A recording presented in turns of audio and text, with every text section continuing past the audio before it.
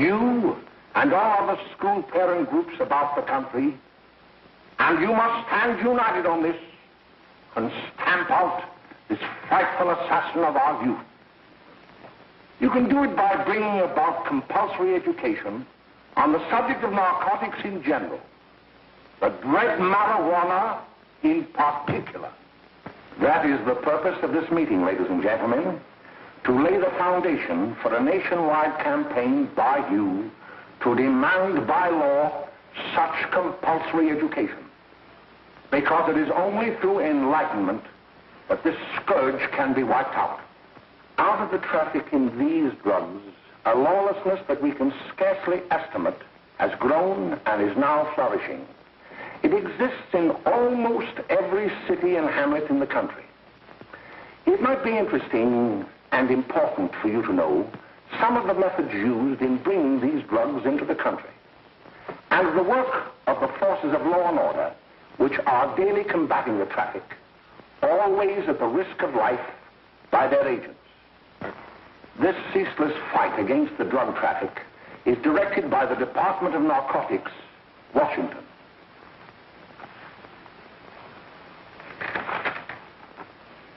I've received a letter of vital importance from a member of the Narcotics Bureau. I'm going to read this letter to you. My dear Dr. Carroll, the suppression of the use of marijuana and of the forces lurking behind it are the most important jobs this department is now engaged in. At the outset of this letter, there is one vital fact I would like to submit. There is a powerful agency. I speak of the school parent associations of this country, which can be invaluable in stamping out this scourge. Their help, their eternal vigilance, could be the deciding factor in our fight against it. The weed marijuana is grown in every state in the Union. Recently, in the city of Brooklyn, New York, a field of marijuana was found behind a tenement court. The weed was here being cultivated, regularly stripped and dried and sold in schools and at government army posts in and around New York. The dried leaves and berries are ground up and made into cigarettes by a simple hand machine. The deadly narcotic is thus quickly and easily prepared for its market. The sale of marijuana is even more difficult to detect and halt than the traffic in drugs such as opium, morphine, and heroin. They are hidden in fake jewelry cases, in the heels of shoes, women's shoes especially, because the drugs can be secreted in false heels. Hollowed shaving brushes are another medium. Books with false centers are often used. Watch cases are convenient hiding places. The value of drugs thus seized is enormous.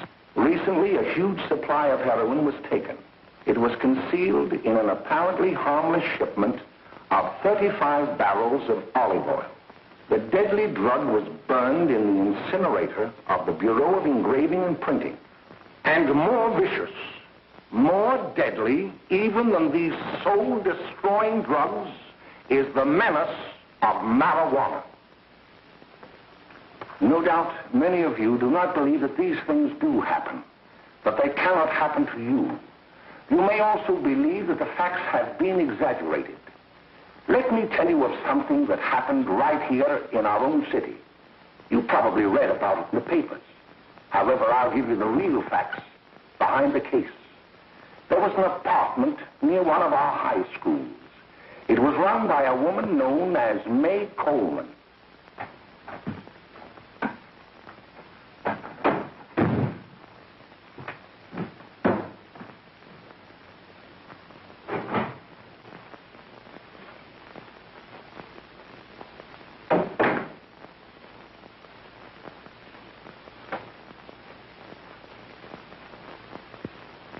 Hey, come on, May, get up.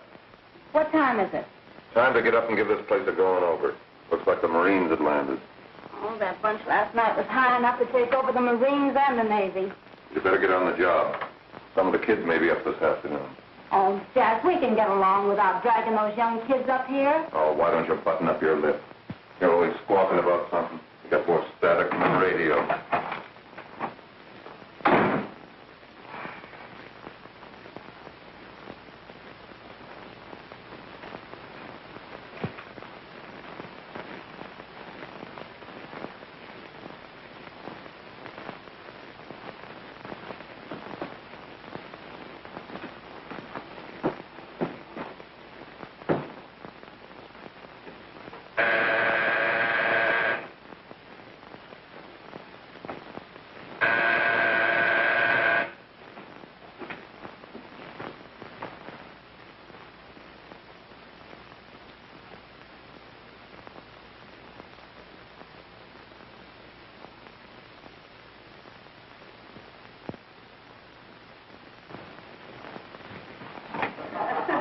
Oh, greetings.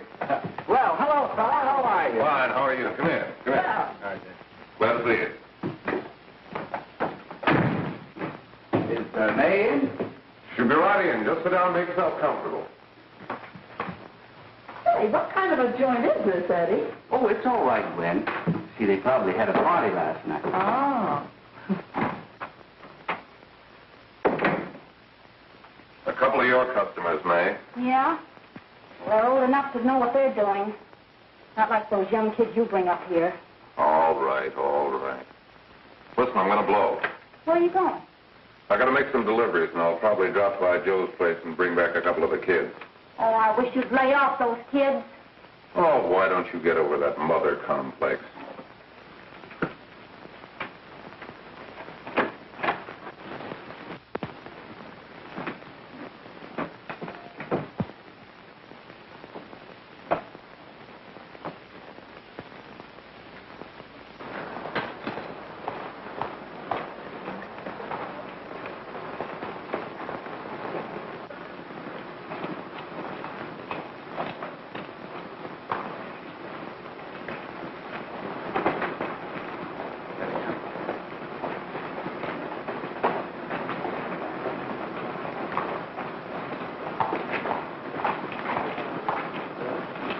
Oh, by the way, Ralph, I'm sort of getting a little party Saturday afternoon over at my grandmother's. You know, the place with the swimming pool? Like to come? Thanks, Eddie. Maybe I will. I'd sure like to have you. Okay, I'll probably drop over. So long, Ralph. See you later. Hey, Ralph. Hi, kid. Fine, Jack, and you? Oh, great. Where you heading? Oh. Hey, how do you like that?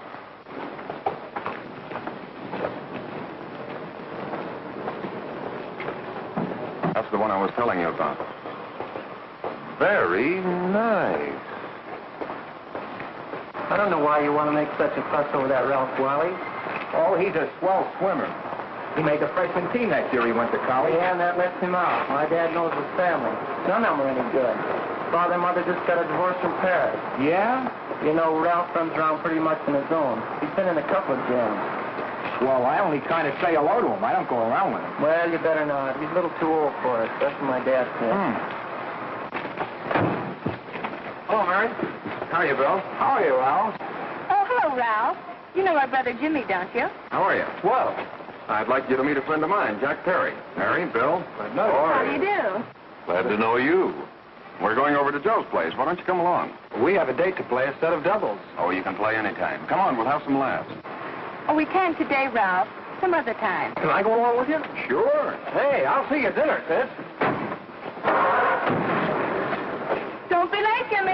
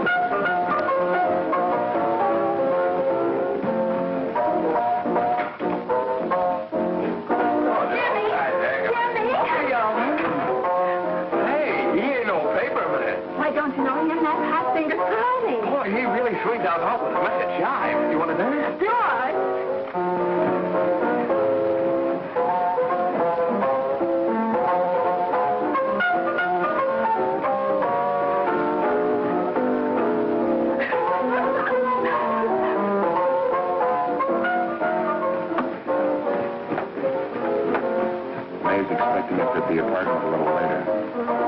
Any new prospects? Maybe.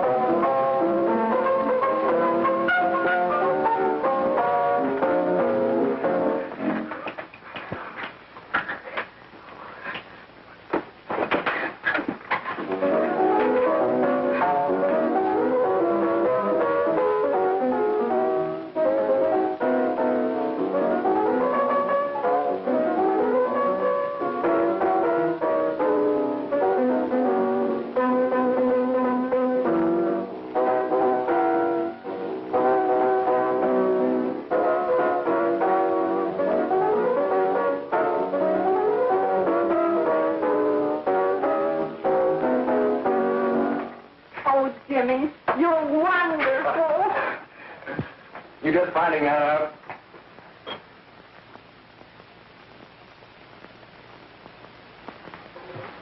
Why can't we go now? Sure. Say, kids, we're having a little party up at my girlfriend's apartment. Wouldn't you like to come? Oh, I'd love to. You want to come, don't you, Jimmy? Oh, sure. Any place with you. Well, come along. We can all go in my car.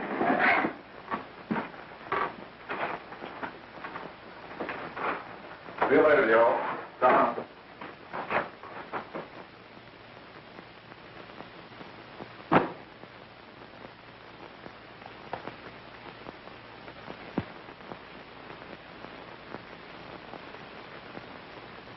It's sweet of you to help me, Bill. Well, I'll try anything except domestic science. Why, Bill, don't you want to learn something about running your own home? The answer is no.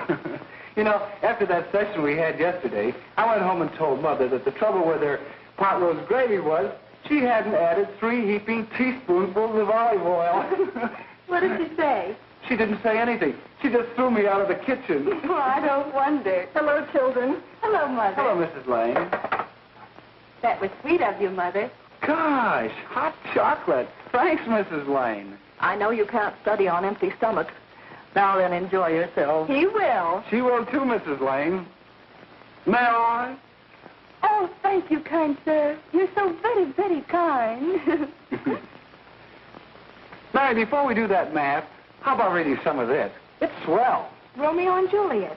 Don't you like it? Uh-huh. You know, when I study this, I kind of think of you. I just sort of feel as though you're there beside me. Well, listen. It is my soul that calls upon thy name.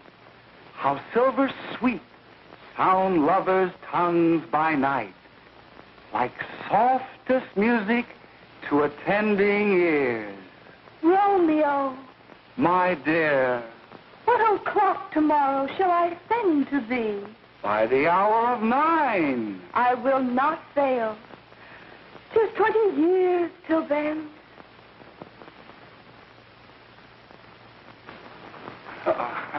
Well, I'll see you tonight, Mary.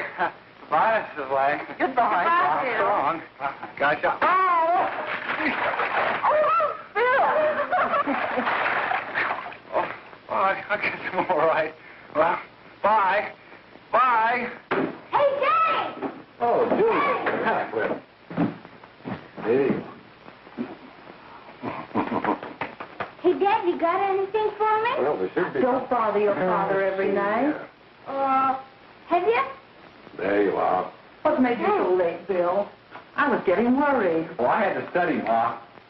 He was not. I saw him out walking with his girl. Bill's got a girl. Got a girl. Ma, make him cut it out. Junior, Well, Bill has got a girl. quiet. And put that candy away till after dinner. Henry, you shouldn't have given it to him. Well, he has got a girlfriend, and her name is Mary. Yeah, I'll shut you up.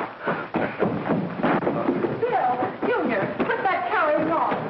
Junior! Oh, that's a little down there. All right there, young. Mary's little man. Mary's little man.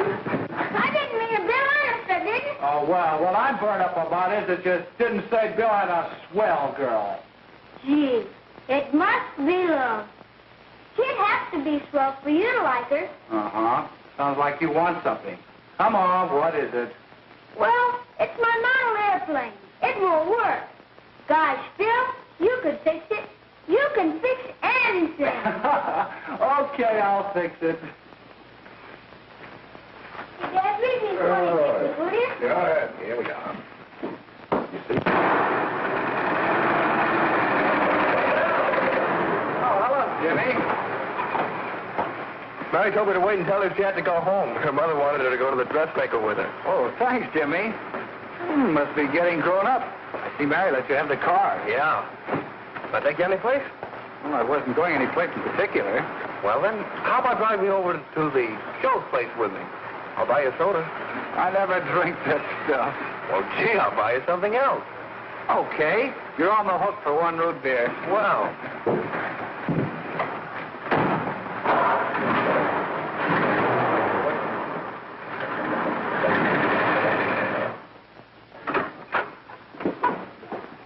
Hi, Bill. Hi, Jimmy. Hey, Jimmy.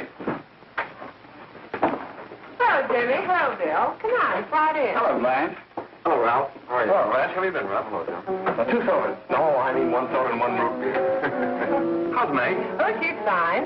We're going up to her apartment a little later. Couldn't Bill come along? Well, don't Come on along. Bill, you'll get a kick out of it. Thanks just the same. Oh, come on, Bill. Mary won't be jealous. Why, sure. None of the kids will be there. It's keen. Well, I don't know. I really shouldn't. Well, okay.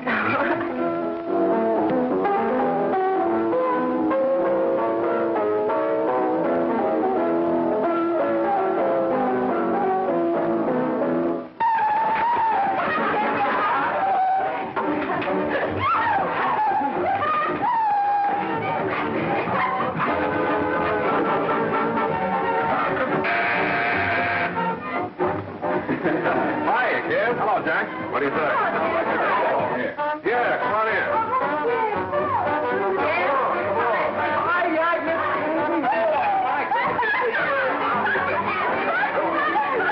Come on, Bill. Don't stand there.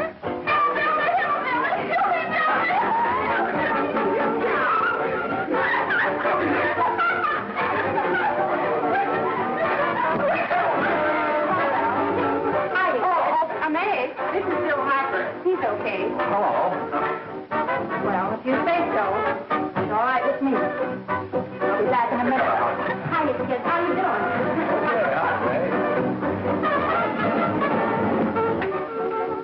There's a new one in the bay. Yeah, Bill Harper. He's all right. Martha's got herself quite a yen for her.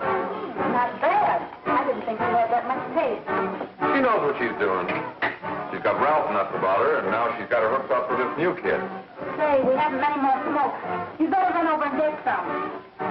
Why couldn't you find that out when I was here this morning? Now I've got my car in the shop. Well, what of it? That kid out there, Jimmy, he's got a car. He'll take you. Come on, get going. Hurry up.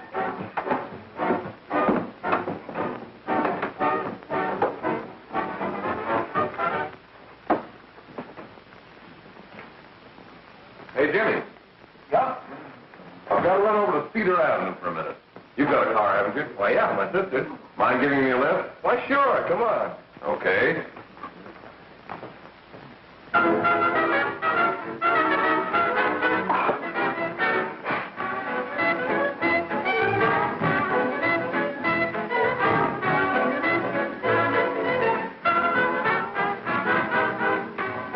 No, thank you. Well, here we are. Oh, thanks. Oh, May, don't forget me. I never forget you. Oh, dear. If you want a good smoke, try one of these.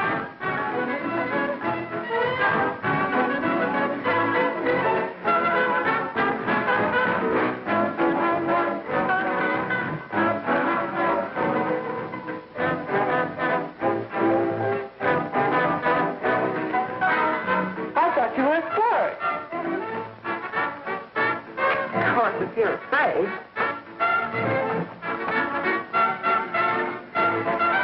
That's better. That's more like like this. I know you like that. Really, you will. Now just take a puff of that.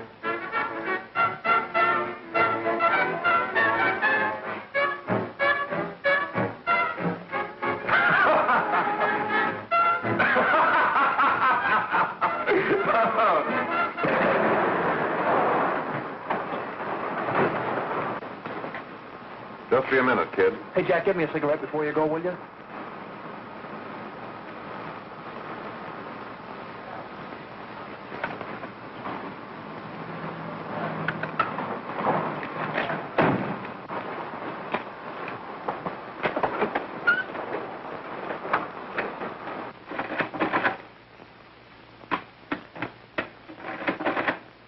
Hello, Jack.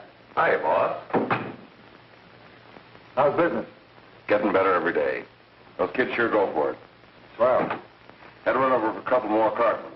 Ran short today. All right. Yanni, that's 10 gross for Jack Perry. Who? Pete Daly. All right, send him in. It's all right, stay where you are.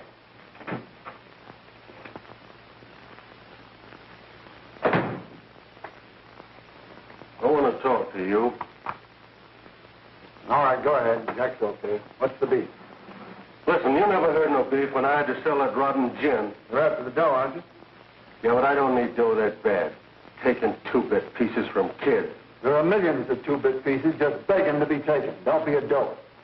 I'm just dope enough to draw the line selling up to kids. All right, Pete. You know what my policy's always been. If the boys are not satisfied, I'm always glad to have them retire. Retire permanently. So long.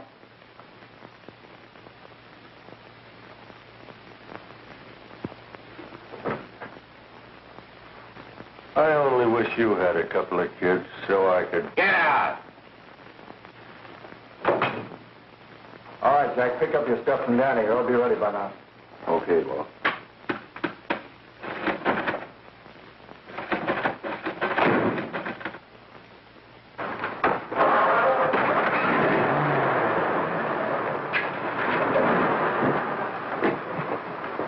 Let's go, Jack. I'm red hot. Better be careful how you drive it. The first thing you know, you'll be ice cold.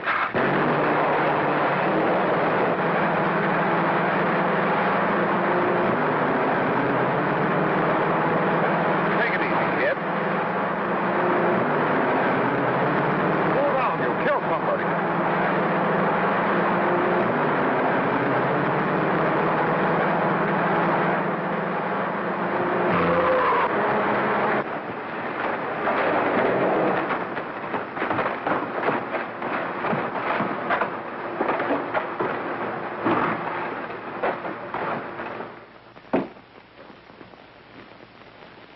Mary, you're not eating your breakfast again. Bill Hartford hasn't been around lately. Anything wrong between you two? Why should there be anything wrong? There shouldn't be, I'm sure. And whatever it is isn't serious, I know. I'm sorry, Mother, for snapping at you like that. Don't worry about it, dear. Why don't you speak frankly to Bill? He'll be honest whatever the trouble is. I'm sure Bill Hopper never lied about anything. Yes, that's right. Bill's mother says he never lies. There, you see? You think it'd be all right if I speak to him about it? Why, of course. Oh, Jimmy.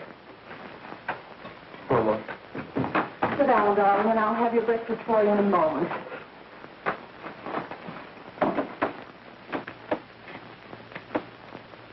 Jimmy, what have I got to worry about? why don't you tell me? Oh, for Pete's sake, don't start to cross-examine me, will you? I'm all right. Jimmy! Don't let Mother see you like that.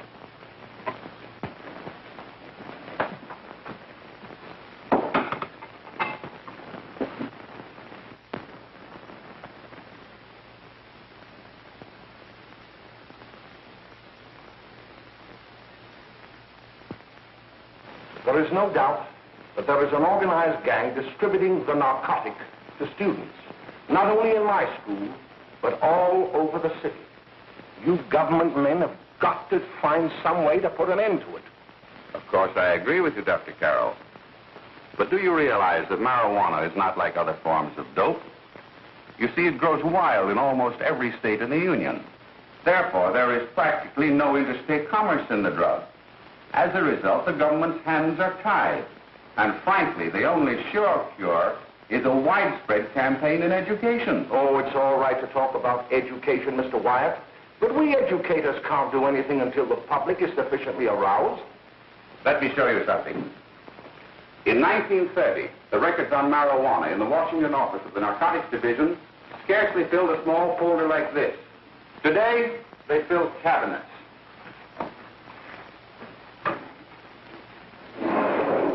All these devoted to marijuana records. Here is an example. A 16-year-old lad apprehended in the act of staging a holdup. 16 years old and a marijuana addict. Here is a most tragic case. Yes, I remember. Just a young boy. Under the influence of the drug, he killed his entire family with an axe. Then there is the most vicious type of case. Here, in Michigan, a young girl, 17 years old, a reefer smoker, taken in a raid in the company with 5 young men. Here is a particularly flagrant case. Yes, I remember. The newspapers made quite a play of it. In West Virginia, wasn't it? Yes. And there are hundreds of them coming up, new ones every day. I'd like to take these records, if I may. I feel they would be of invaluable assistance to me in combating the evil in my school. You're very welcome, Dr. Carroll. Thank you. Sit down, Bill. There seems to be something wrong. What is it? You were always a fine student. You always had excellent grades. Well, I guess the work is getting a little harder, Dr. Carroll. No, it isn't that. Bill, I'd like to help you. But of course I can't unless you let me. You're undermining your health. Well, there's nothing, Dr. Carroll. Really, there isn't. I'll study harder, honest. Honest? If you were being honest with me and honest with yourself, I'm afraid you'd tell me an entirely different story. Bill, I'm going to ask you a straightforward question. And I'd like to have a straightforward answer. Yes, sir. Isn't it true that you have, perhaps unwillingly, acquired a certain harmful habit through association with certain undesirable people? Well? Oh, no, sir, I haven't, Dr. Carroll. Well, that is, you see, I'm worried about something at home. All right, my boy. We'll just have to let it go at that. But remember, if you ever want to confide in me, no one will ever be the wiser. Well, thank you, Dr. Carroll.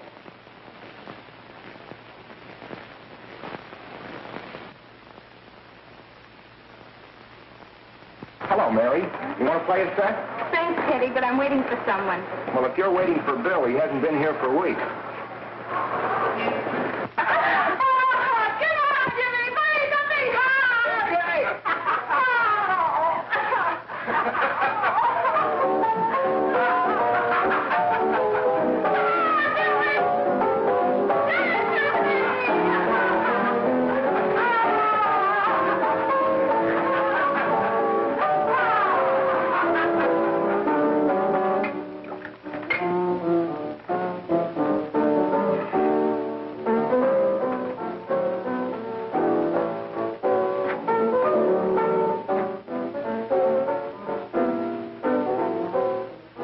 Take that new kid long to catch on. Don't take any of them long.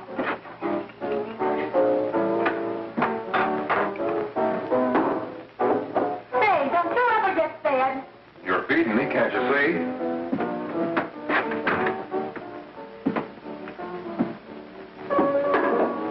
Give me that and a fork, will you? Get it yourself.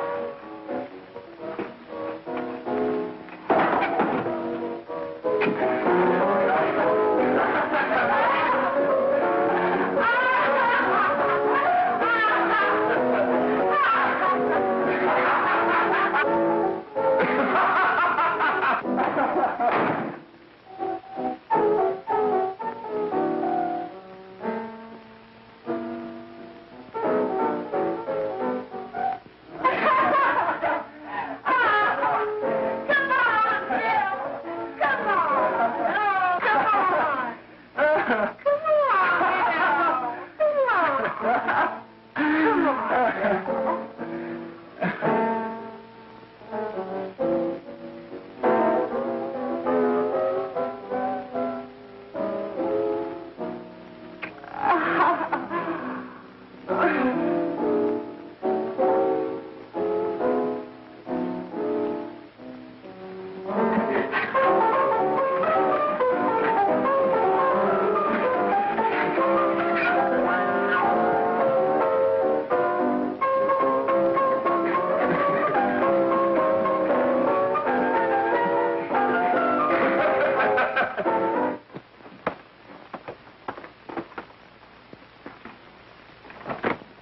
Good morning, Miss. We're from the police department. Good morning. We're tracing a hit-and-run driver. Someone caught the license number at the place of the accident but didn't get it quite right. So we're checking all numbers like it, and yours is one of them. Well, I'll try to help you. You remember what you did on the 29th of last month? Oh, that was the day before Mother's birthday. Oh, yes, I remember that because I left school and went directly to the dressmaker's with Mother. I was there all afternoon. Did you happen to loan your car to a couple of men? No, I had the car all afternoon myself. Well, thanks, miss. Sorry to have troubled you. Tell me, was the person killed? Fortunately, he wasn't, but that's still no excuse for hit-and-run driving.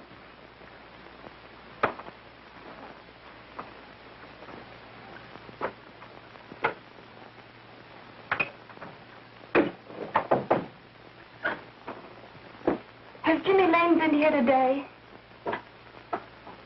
He was in. He went over to May's place. You know where that is. Well, he was going to wait for me here, so he didn't give me May's address. Are you sure Jimmy didn't leave any message for me? Mary? No, he didn't. But I guess you're okay. I'll write it down for you.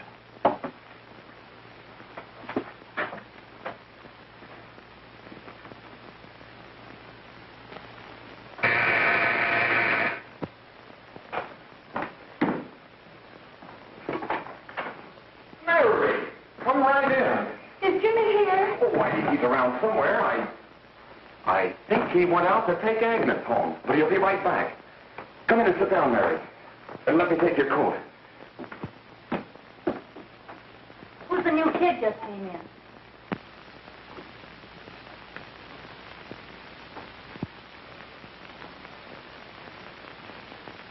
Oh, it's that gal that Ralph's gone overboard for. Funny, we've never been able to get her up here before.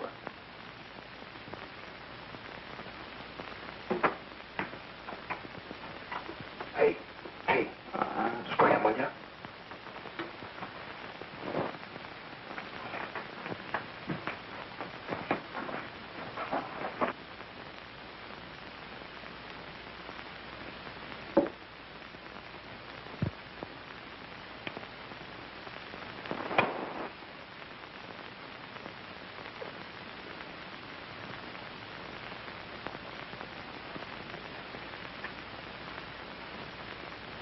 Smoke, Mary? Thanks. Are you sure Jimmy will be back soon? Sure, any minute.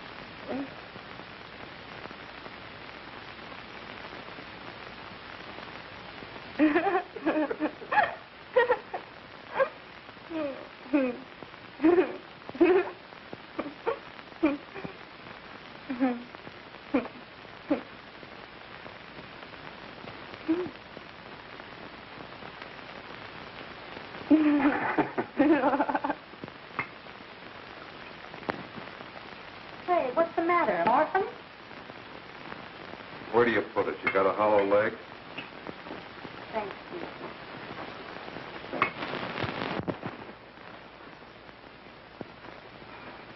How do you feel, Mary? Oh, Mary, give me a... Mary. No, don't. Please, no. Oh, Mary. No. Leave me alone. Leave me alone. Go away. Mary, get out. Go away.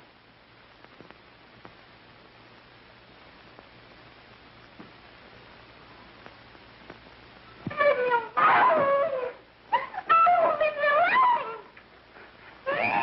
Everything's all... Leave me alone.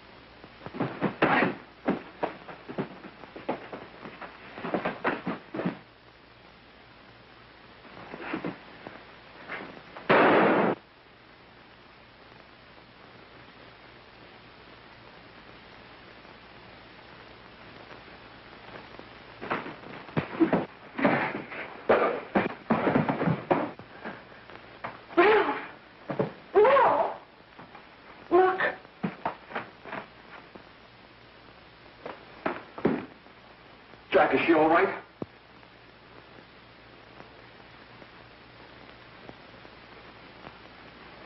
She's dead. May, get me some water. Now listen, you two. I want you to get out of here. Get out of here and forget you're ever in here today. I'll handle this. Now get going.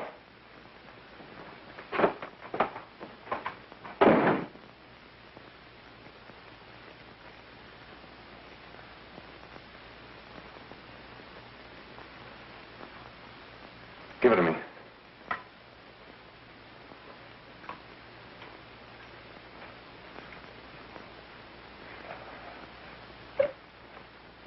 Here.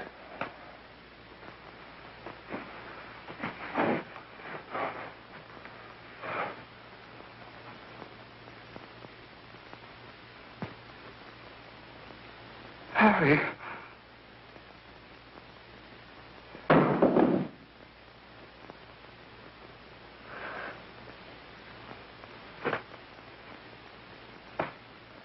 Mary.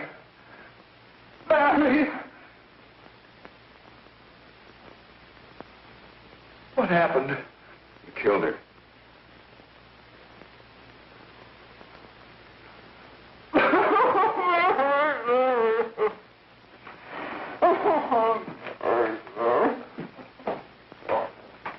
Look. After I scram, you call the cops. And this is your story. Remember it.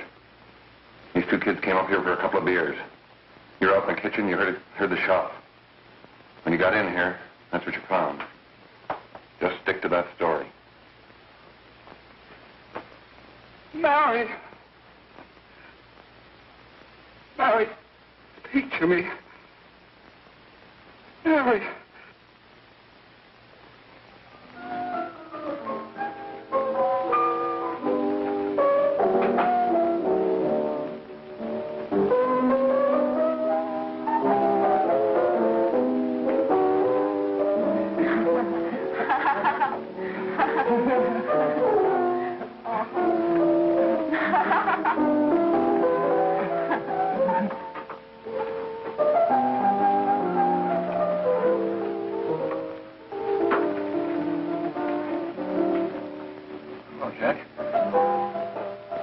Talking to a friend of mine. A cop.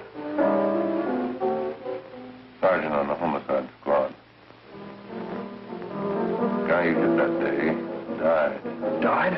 You didn't... No. I didn't crack. I'm not going to. Nobody will ever know you were driving that car. Well, thanks, Jack. Just as long as you keep your mouth shut that you were ever up in May's apartment. Why, sure, Jack, sure. Okay.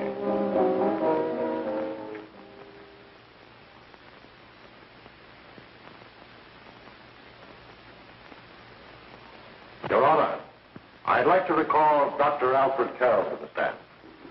Call Dr. Alfred Carroll to the stand.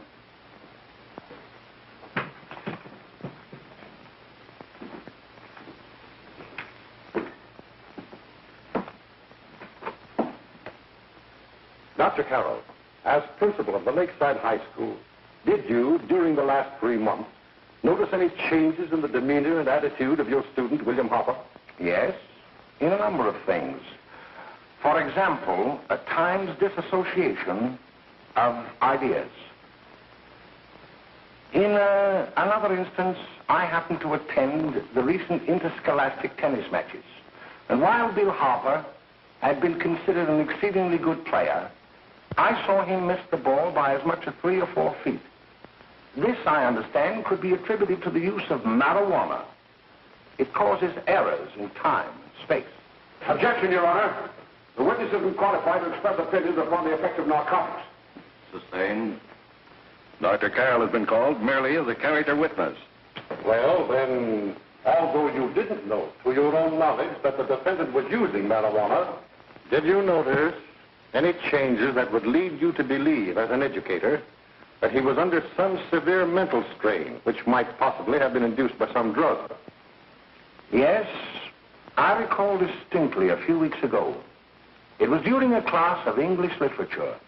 There was a serious discussion of Shakespeare's Romeo and Juliet, when he suddenly burst into an uncontrollable fit of hysterical laughter. Oh, by the way, Dr. Carroll, 6 months ago, what would have been your opinion regarding the character of my client? He was a fine, upstanding American boy, a good scholar, a good athlete, and representative of the caliber of young men we are proud to graduate from our school.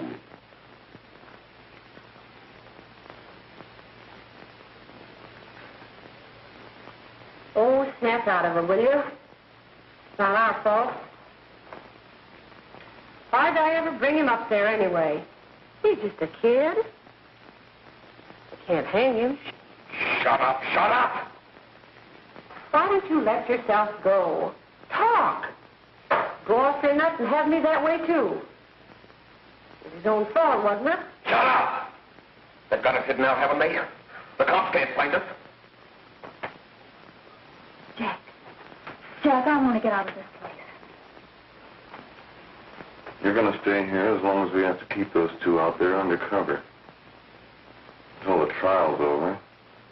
The boss gets a better idea. But they're getting on my nerves. It can't last much longer. I'm not worried about her. We got to keep him gagged. Oh, he's about ready to crack. What you got to do is keep him from having too many reefers. Any day now, that punk will get hot. He'll probably spill and tell all he knows if he gets the chance.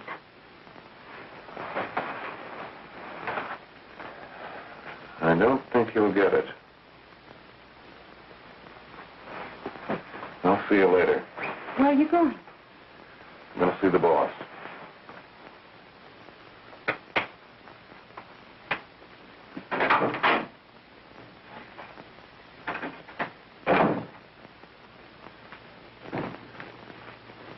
Hello, Jack. Hello, boss.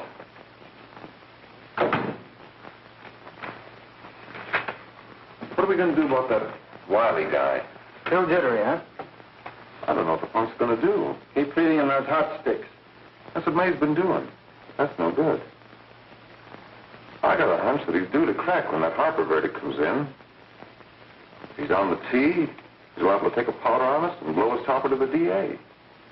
You mean you think we'd all be better off if he never heard the verdict? Well, what are you waiting for?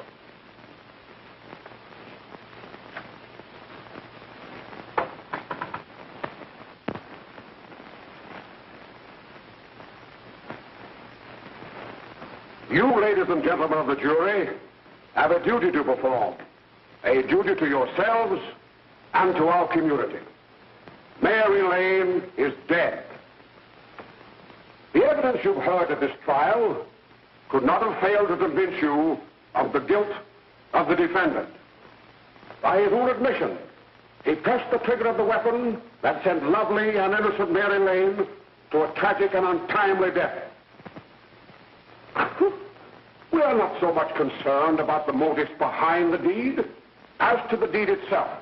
While the defendant has told you that he saw someone attacking Mary Lane, and that his mind went blank from that moment on, the defense has been unable to produce one witness to substantiate that statement. Now, ladies and gentlemen of the jury, you've heard able men testify at this trial, men who have tried to bring out the fact that the defendant might have become momentarily insane when he fired the shot that killed Mary Lane. But the defense has been unable to prove that he was insane. William Harper was sane when he visited the apartment where the tragedy occurred. He was in the habit of visiting the place. He was sane when he went into a bedroom with another young woman. You've all heard what went on in that room. You heard it from the defendant's own lips. Involved as he was in a tawdry love affair, Mary Lane was in the way. She had found him out. In a moment of anger, he deliberately and willfully killed her. If such deeds are permitted to go unpunished, this community would cease to be a decent and safe place for us or our children to live. I do not believe I have to plead or even demand that you bring in a verdict to punish the defendant for the crime that he has committed against society. You are upright citizens. That is why you were chosen to judge another. And as honest, upright citizens, there is only one verdict which you can find, and that is a verdict of guilty. And this court will be adjourned until the jury's verdict is reached.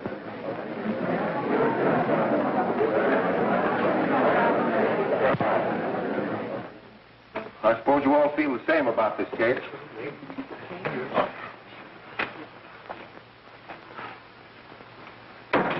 But he might have been insane when he did it. No, he wasn't. He knew what he was doing.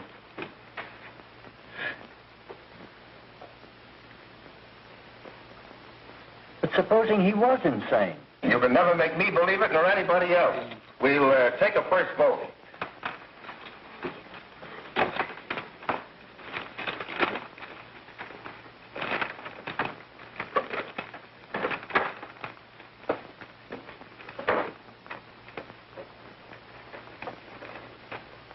For conviction, 1 for acquittal.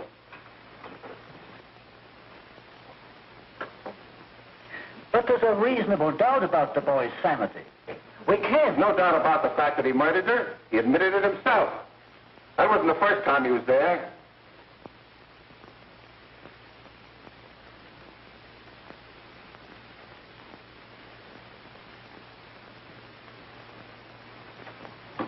We gotta make an example before boys like that contaminate all of our children. We can't have every murderer hiding behind the gag that he's insane. Sure, they see red before they kill somebody. But whose fault is it?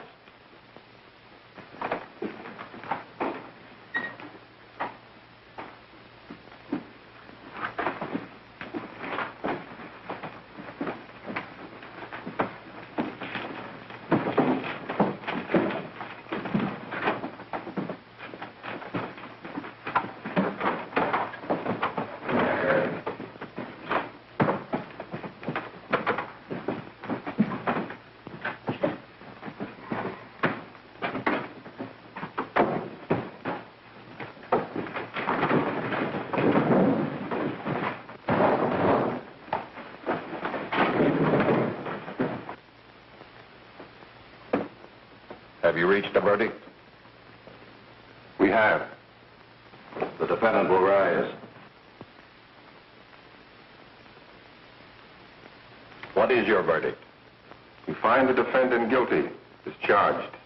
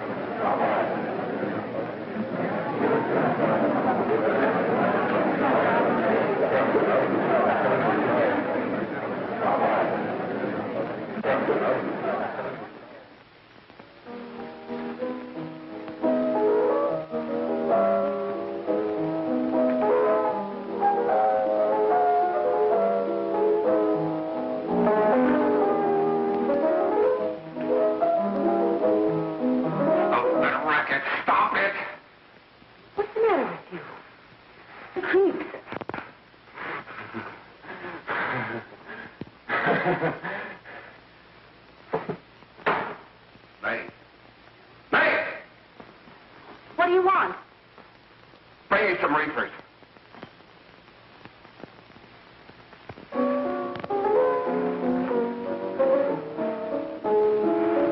They're going to hang him. Blanche, they're going to hang him. Oh, come on. Get a hold of yourself.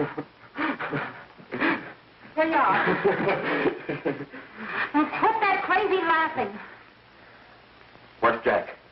I want to get out of here. They'll pick you up and hang you if you don't pipe down. I want to see Jack. Jack. I want to see Jack. Jack. You'd better quiet him. I can't do anything with him.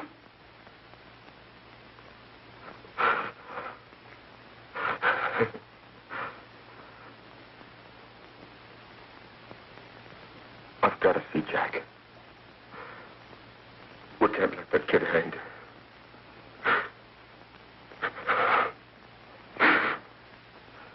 He'll be here. Don't worry. He'll be here in a little while. I've got to see him. You've got to see him.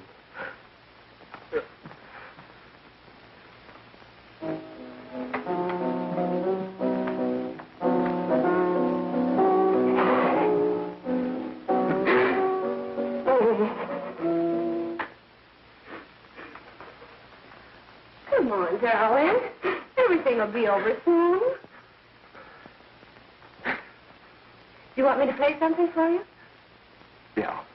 Yeah, that's it. Play something. All right. Come on. Sit down.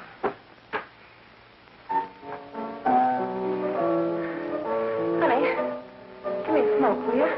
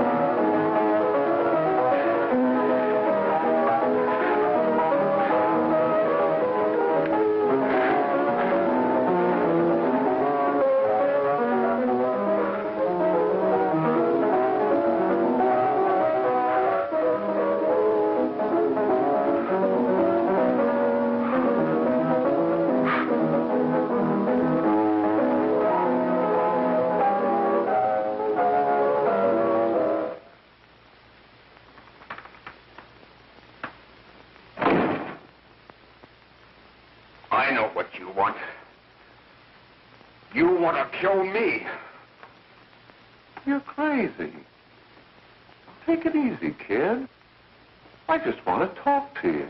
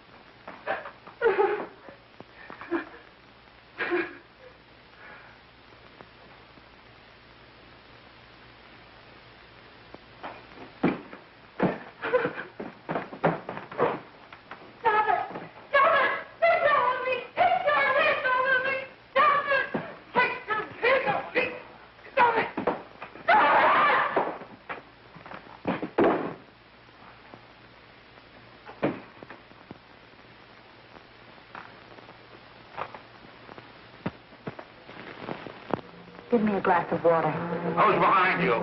No, no, no. You'll hang if you don't talk. No. Who hired you and Jack? Hurry. Are you ready to tell what you know? Jack.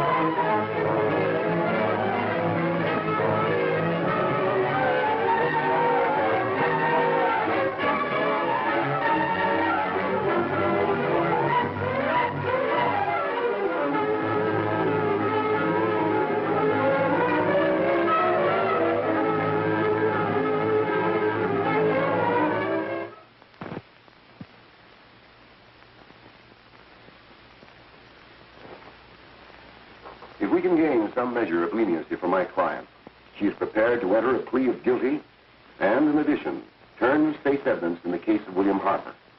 I regret that this court is not prepared to bargain with justice. I'll tell anyway. I was there. I saw it. I know who killed Mary. And I'll tell you who killed Mary Lane. It wasn't Bill. It was Jack. Jack Perry. He shot Mary, and then he put the gun in Bill's hand. We were all at the apartment one afternoon, and Mary came in looking for her brother. Bill and I, we'd been in another room. And Bill came in. He caught Ralph with Mary, and they started to fight. But it was Jack who had the gun. He was going to hit Bill over the head with it to make him stop. And then the gun went off. I saw it.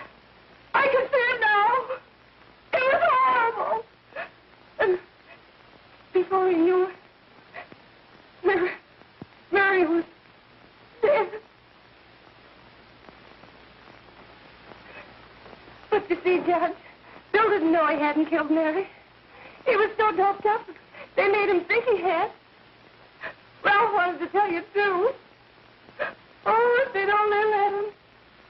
But this is the truth, Judge. I'm telling you the truth. After Jack saw the fire, he was dead. He put the gun in Bill's hand. It was Jack's fault. And it was my fault, too. I got all of them to come up to the apartment. I'm just as much to blame. I am. Do I understand you wish to plead guilty to a charge of fostering moral delinquency in the case of William Harper? Yes, I'm guilty. I am. Prepare a statement for signature, and also an order setting aside the jury's verdict in the case of the people versus William Harper. In the interests of justice, I shall direct a verdict of not guilty.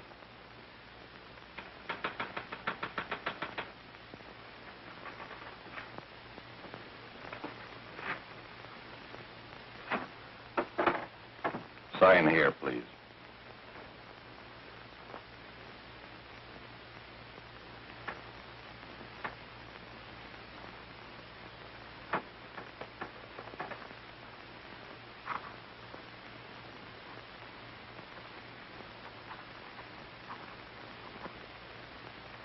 You shall be brought into court on Thursday, the 17th, when sentence will be pronounced. Meanwhile, you will be held as a material witness in the case of the people versus Ralph Wiley.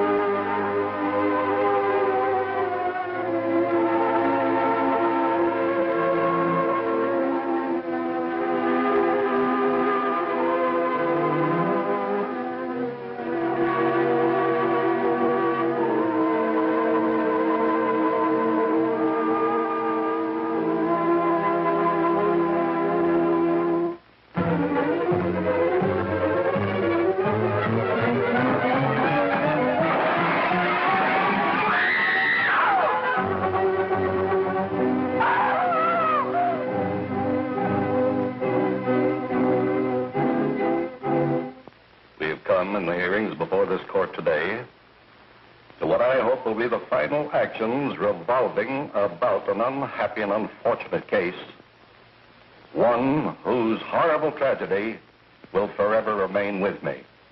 I am happy to have been enabled, before it was too late, to order the verdict of the jury in the case of the people versus William Harper to be set aside. But, young man, although this court is convinced that to declare you guilty would have been a gross miscarriage of justice, we cannot condone your acts. And we can express only the hope that your experiences may not alone keep you, but thousands of others from the vicious pitfalls of marijuana. Thus, I am ordering you to remain in this court during the next case, so that you will be obliged to witness what you yourself so narrowly escaped. Call the case of the people versus Ralph Wiley.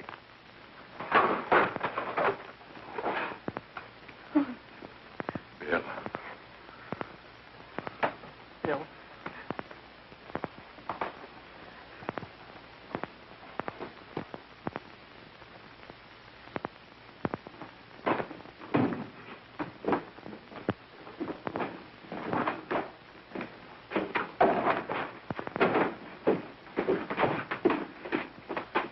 Your Honor, in this case, the state waives trial of the defendant, Ralph Wiley. It is convinced that he is hopelessly and incurably insane, a condition caused by the drug marijuana to which he was addicted. It is recommended, Your Honor, that the defendant be placed in an institution for the criminally insane for the rest of his natural life. Defendant counsel joins the state in this request. Since counsel for the defense, as well as counsel for the state, seem to agree on this, I see no reason why the request should not be granted. Yes, that happened right here, to your neighbors.